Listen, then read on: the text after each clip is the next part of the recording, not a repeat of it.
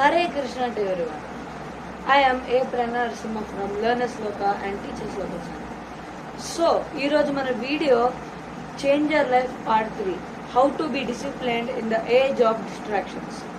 అంటే అందరూ ఒక్కొక్క డిస్ట్రాక్షన్ వెనకాల పరిగెడుతున్నప్పుడు ఇలాంటి సమయంలో మనం ఎలా క్రమశిక్షణగా ఉండగలగాలో దాని గురించి ఈ వీడియో. అలా అయితే ఈ అధ్యాయాన్ని తొందరగా మొదలు పెడదామా? సో క్రమశిక్షణగా ఉండడం చాలా కఠినమైనది. అంటే డిసిప్లిన్గా ఉండడం is the hardest thing to be. Discipline అంటే మనకి ఫస్ట్ మీరు డిసిప్లిన్గా ఎలా ఉండాలో నేర్చుకోవాలంటే అసలు మీకు డిసిప్లిన్ యాక్చువల్ మీనింగ్ ఏంటో నేను ఇప్పుడు చెప్తాను. ఏంటంటే మీకు చిన్నప్పటి నుంచి డిసిప్లిన్ అంటే షూకి లేస్ మంచి టైం ఉండాలి, షూ పాలిష్డ్ ఉండాలి, యూనిఫామ్ అప్ టు బాటమ్ కరెక్ట్గా ఉండాలి. అది కాదు డిసిప్లిన్ అంటే. Discipline is a work you have doing for your own process and you are grinding for it for your own progression. ఇది డిసిప్లిన్ మెయిన్ మీనింగ్. నువ్వు ఎంత మంచి సిచ్యువేషన్లో ఎంత చెడ్డ సిచ్యువేషన్లో ఉంది, ఆ పని కోసం ఆ పని చేయడానికి గ్రైండ్ చేస్తారు చూడండి, అది డిసిప్లిన్ అంటే. అలా అయితే నేను మీకు ఈరోజు డిసిప్లిన్గా ఉండడం అనేది చాలా డిఫికల్ట్. ఆఖరికి నేను డిసిప్లిన్గా ఉండడానికి ఎంత ట్రై చేసినా ఏదో ఒక పాయింట్లో ఒక్క క్వశ్చన్ ట్రై చేయాలి మన అందరి మైండ్లో. ఇది చేస్తే నాకేం వస్తుంది, ఇది చేయంగానే నేను మారిపోతానా, లేకపోతే ఈ పని చేయడం వల్ల నాకేం లాభం అని అనుకుంటాను. కానీ మీరు భగవద్గీత 4th చాప్టర్లో జ్ఞానయోగంలో చూస్తే శ్రీకృష్ణుడు వాళ్ళు ఒక మాట అన్నారు. ఏంటంటే అది, అర్జున పార్థ, నువ్వు ఏ కర్మ చేసినా నువ్వు కర్మయోగాన్ని పాటిస్తే ఆ కర్మకి ఫలితం నీ చేతుల్లో ఉండదు. అందుకని కర్మయోగాన్ని పాటించు, దాని కర్మ ఫలితం గురించి ఆలోచించకుండా ఆ యోగాన్ని పాటించు అని అన్నారు. అంటే మనం ఏం పని చేసినా ఆ పనికి రిజల్ట్ నువ్వు దాంట్లో 100% ఇచ్చావు, ఎంత ఇచ్చావా అని అదంతా నన్ ఆఫ్ ది మ్యాటర్స్. సరే, నువ్వు దాంట్లో 100% ఇచ్చావు, ఎంజాయ్ ఇట్.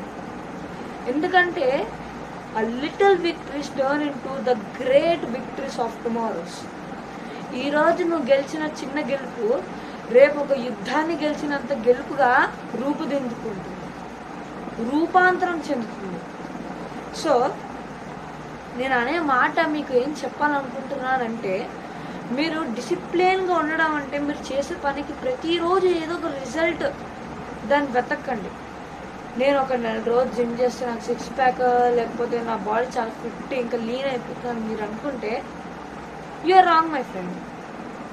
నువ్వు కర్మని చేసావు, నువ్వు ఫలితాన్ని ఎప్పుడైతే ఆశిస్తావో ఆ ఫలితాన్ని నువ్వు ఏదైతే ఎండ్ రిజల్ట్ ఉందో దానికంటే ఎక్కువ ఆశిస్తావు. అది హ్యూమన్ డిఫెక్ట్, అది ఇట్స్ అ హ్యూమన్ థింగ్స్. అప్పుడు నువ్వు ఎక్కువ ఆశించినప్పుడు అబ్బా రిజల్ట్ వచ్చినప్పుడు అబ్బా నేను దీనికోసం ఇంత కష్టపడ్డానని నువ్వు డిసిప్లిన్ ట్రాక్ నుంచి దూరంగా వెళ్ళిపోతావు. ఎందుకు ఆ పని చేసినా నాకేం రిజల్ట్ రాలేదు కదా.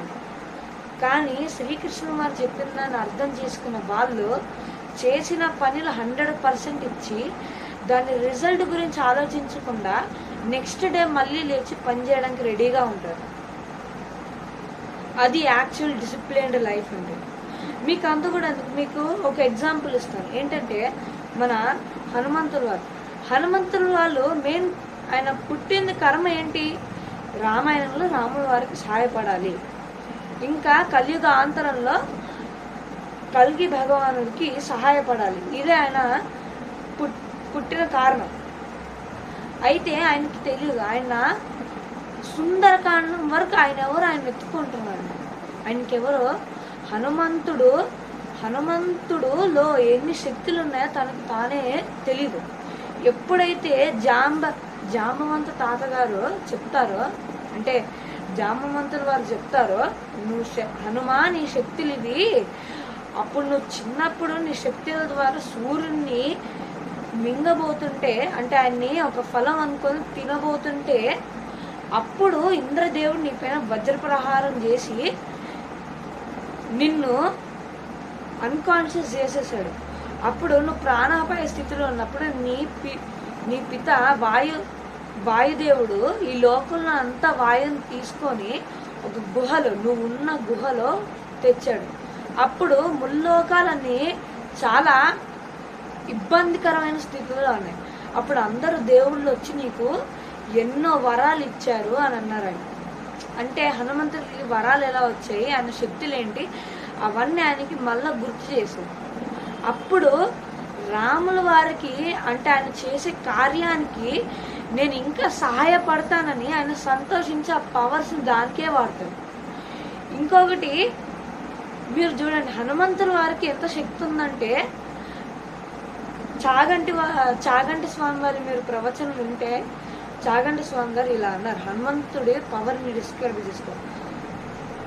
రావణాసురులు లాంటి 1000 మంది కూడా నా భుజానికి ఒక కీటకం, నాకు పెద్దగా ఆయుధాలు ఏం అవసరం లేదు, రాళ్ళు రప్పలు తీసుకుని కొడతా, కొండలు మీదేస్తా, చెట్టు వేర్లతో సహా తెంపి కొడతా, గోర్లతో శరీరాన్ని చించేస్తా. ఇలాంటి ఆయన హనుమంతుల వారి పవర్ని ఇలా డిస్క్రైబ్ చేశారు.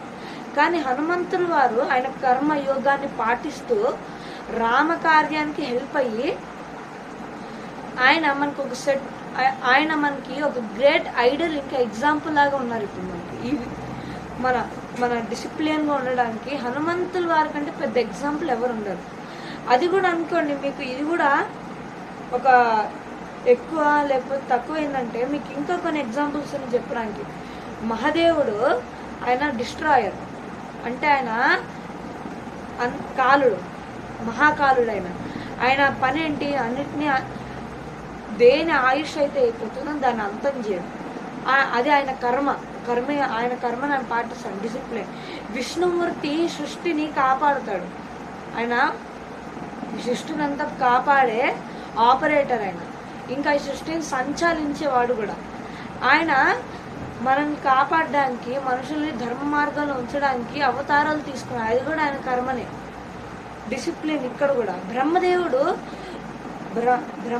కూడా ఆయన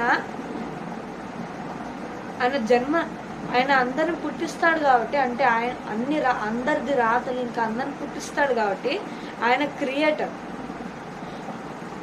ఆయన కూడా ఒక రకంగా కర్మయోగానే పాటిస్తున్నారు. ఇంతమంది దేవుళ్ళు, ఇంతమంది మనకి వాళ్ళు డిసిప్లిన్ పాటిస్తున్నప్పుడు మనం ఎంతండి, అంత గొప్ప గొప్ప దేవుళ్ళు పాటిస్తుంటే.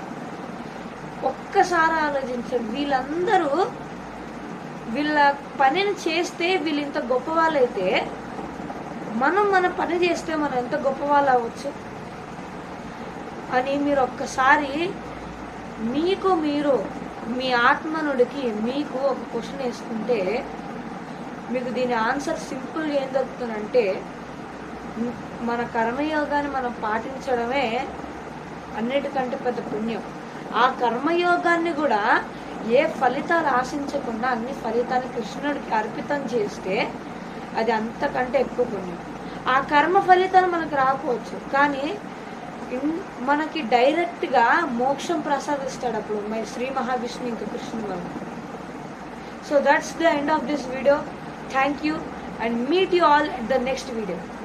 హరే